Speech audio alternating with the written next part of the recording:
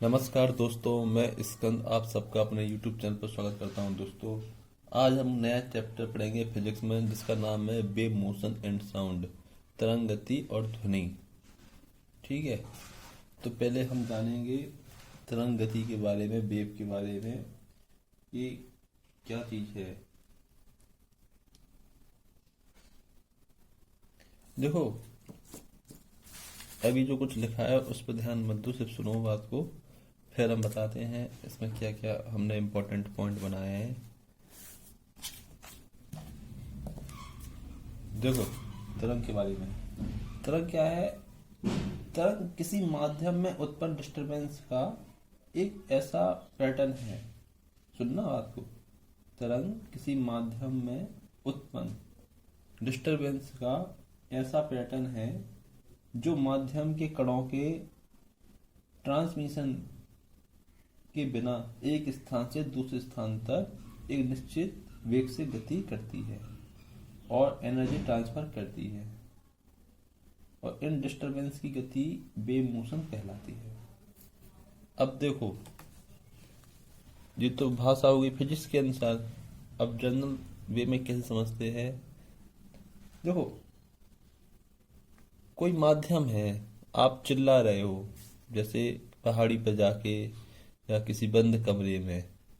ठीक है, जब चिल्लाते हो तो जैसे आपने चिल्लाया हो, हा ही, जब चिल्लाते हो तो ये एक प्रकार का डिस्टरबेंस उत्पन्न होता है जो बिना किसी रुकावट के हर जगह ट्रांसफर होता रहता है। ठीक है, और एक निश्चित वेग से, निश्चित वेलोसिटी से, और हमको उससे ऊर्जा भी लगती है। ऊर्जा क्या होती है? कार्य करने की क्षमता को ऊर्जा कहते हैं। तो एक प्रकार की जो ऊर्जा ट्रांसफर होती है ना, तो फिर जो इन डिस्टरबेंस की जो गति होती है ना, उसको कहते हैं वेव मोशन। और जो डिस्टरबेंस का ऐसा प्रारूप था जो मैंने आपको पहले बताया था कि माध्यम के कण बिना किसी प्रभाव, बिना किसी रुकावट के ट्रांसमिट होते हैं एक निश्चित वेग से, उसको हम वेव कहते हैं। तो क्या है? वेव एक प्रकार का डिस्टरबेंस है, पहला पॉइंट। ठीक है, वेव मोशन में माध्यम के पार्टिकल, जो मीडियम के पार्टिकल होते हैं, जो हमारे पार्टिकल विक्षोभ के साथ आगे नहीं बढ़ती, यानी डिस्टरबेंस के साथ आगे नहीं बढ़ती, बल्कि अपनी मीन पोजीशन इधर उधर वाइब्रेट करते हैं। ठीक है, कंपन वहीं करते रहते हैं, वाइब्रेट करते रहते हैं इधर उधर। ये शब्द याद रखो, to and fro, to and fro, इधर उधर मतलब टू एंड फ्रो। ठीक है, पार्टिकल, जो कणों का वेग होता है ना, पार्टिकल वेलोसिटी डिफरेंट होती है विभिन्न पोजीशन में, बट चाल कांस्टेंट रहती है। माध्यम में जो कंपन वाले कणों के वेग, जो मीडियम में वाइब्रेट करने वाले कणों के वेग विभिन्न स्थितियों में भिन्न भिन्न होते हैं, परंतु किसी माध्यम में तरंग की चाल कांस्टेंट रहती है। ये मोस्ट इंपॉर्टेंट पॉइंट है, पेपर में आया हुआ है।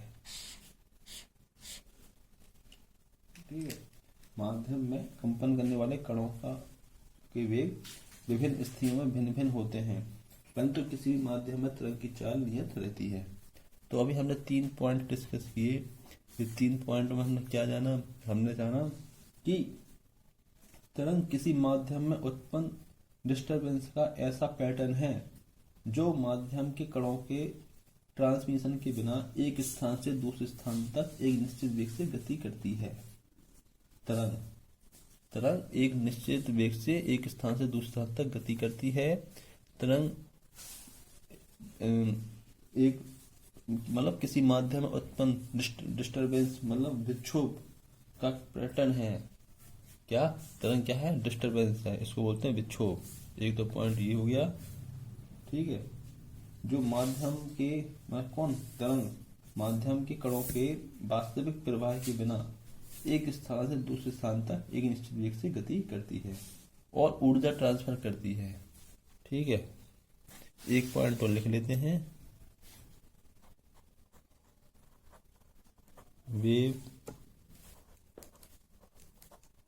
एनर्जी ट्रांसफर करती है।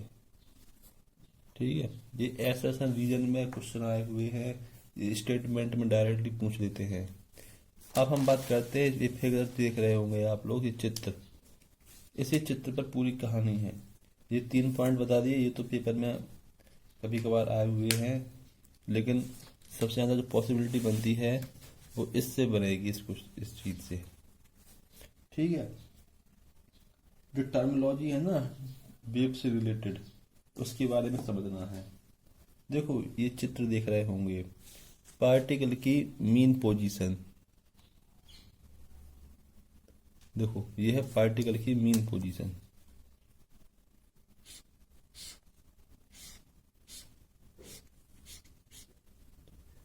पार्टिकल की मीन पोजीशन, ठीक है। ये देखो आयाम है, जिसको इंग्लिश में बोलते हैं एम्पलीट्यूड। ठीक है, ये है वेवलेंथ, इसको इंग्लिश में बोलते हैं वेवलेंथ और हिंदी में बोलते हैं तरंग दैर्ध्य। ठीक है, ये है तरंग की दिशा, डायरेक्शन ऑफ वेव। ठीक है, देखो पहले ये ऊपर आ रही है, फिर नीचे आ रही है। 2 प्रकार की चीजें बनती हैं, एक होती है सुरंग, एक होती है गर्त।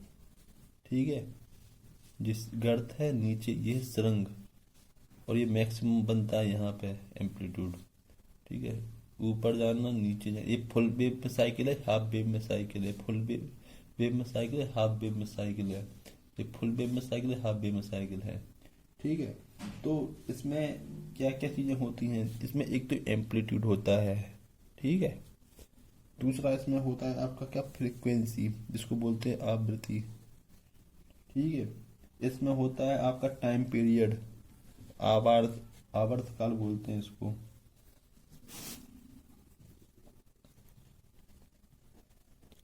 आवर्तकाल बोलते हैं, फ्रीक्वेंसी को बोलते हैं आवृत्ति।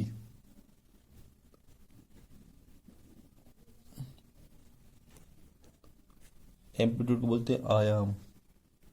ये इंग्लिश में याद रख लो, बहुत अच्छी चीज है ये। ठीक है, ये कला, ये होती है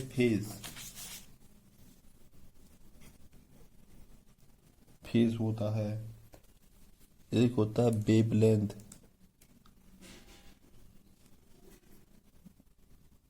ठीक है, वेवलेंथ।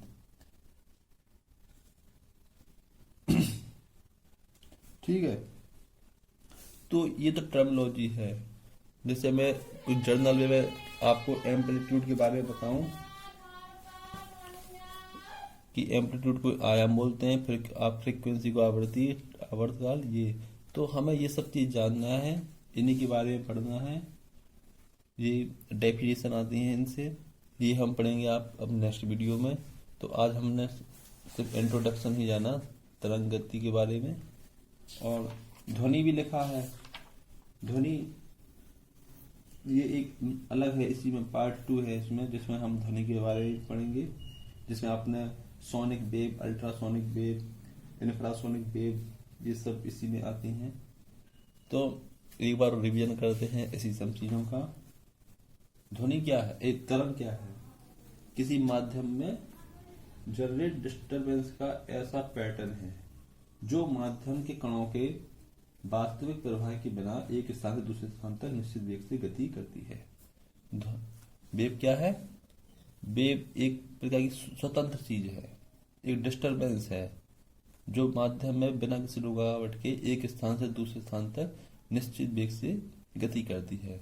जब डिस्टरबेंस शोर शराबा उत्पन्न होता है, जैसे आपने देखा होगा सांप को, जब हम सांप देखो कांपता है जब बीन बजाता है, तो देखो एक प्रकार की विक्षोभ, डिस्टरबेंस उत्पन्न हो रहा है, जिससे वो कंपन करता है, वाइब्रेट करता है और अपने शरीर को मतलब हिलाता है। ठीक है, और तरंग गति में माध्यम के कण वेव मोशन में मीडियम के पार्टिकल विक्षोभ के साथ आगे नहीं बढ़ते हैं, बल्कि अपनी मीन पोजीशन की इधर उधर वाइब्रेट करते हैं। उधर उधर मतलब to and fro. Particle velocity different होती है विभिन्न पोजीशन में, बट चाल कांस्टेंट रहती है। ठीक है, वेव एनर्जी ट्रांसफर करती है, और ये हमारा फिगर है पार्टिकल की मीन पोजीशन। ठीक है, जिसमें हमें amplitude, frequency, time period, phase, wavelength, हम लोग इसको नेक्स्ट वीडियो में जानेंगे। और ये सब पॉइंट आप एक बार देख लीजिए। आज पहला दिन है वेव का, नेक्स्ट वीडियो में हम ये सब चीज़ें डिस्कस करेंगे। फिर तरंगों के प्रकार पढ़ना है, टाइप्स ऑफ वेव, जिसमें मैकेनिकल, इलेक्ट्रोमैग्नेटिक वेव और ये सब चीज़ें आएंगी। तो दोस्तों आज के लिए बस इतना ही, एक इंट्रोडक्शन था। अब हम नेक्स्ट वीडियो में पढ़ेंगे सब चीज़ें।